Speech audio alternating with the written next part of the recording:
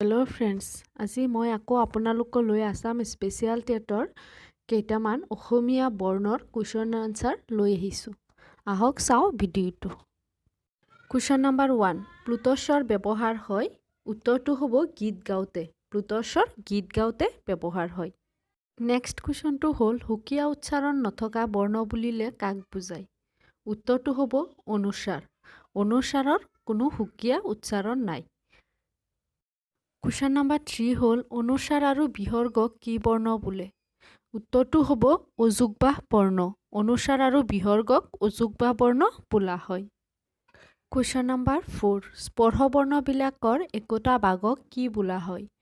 উত্তৰ বৰ্গ। স্পৰ্শ বৰ্ণবিলাকৰ একোটা ভাগক বৰ্গ বোলা হয়। কুৱেশ্যন নম্বৰ 5, যি বৰ্ণ কাৰো সহায় নোলোৱাকৈ উচ্চাৰণ হয় তাক কি বৰ্ণ বোলে? উত্তৰটো হ'ব স্বৰবৰ্ণ। যি বৰ্ণ কাৰো সহায় নোহোৱাকৈ উচ্চাৰণ হয় তাক স্বৰবৰ্ণ বোলা হয়। কুৱেশ্যন নম্বৰ 6, ব্যঞ্জন বৰ্ণত স্বৰবৰ্ণ যোগ নহ'লে কি চিন ব্যৱহাৰ হয়? উত্তৰ হস্ৰন্ত। ব্যঞ্জন বৰ্ণত স্বৰবৰ্ণ যোগ নহ'লে হস্ৰন্ত চিন ব্যৱহাৰ হয়।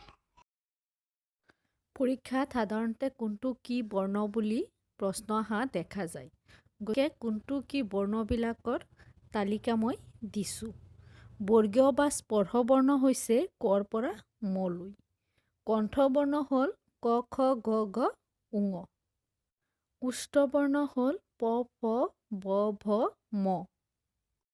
মূৰ্ধন্য বৰ্ণ হ'ল ত, থ, দ, ধ, মূৰ্ধন্য। দন্ত বৰ্ণ ত, থ, দ, দ, দন্ত। তালব্য বৰ্ণ হ'ল প্ৰথম ছ, দ্বিতীয় ছ, জ, জ, নিয়। আৰু উষ্ম বৰ্ণ হ'ল তালিব্য শ, মূৰ্ধন্য ষ, দন্তা স, হ।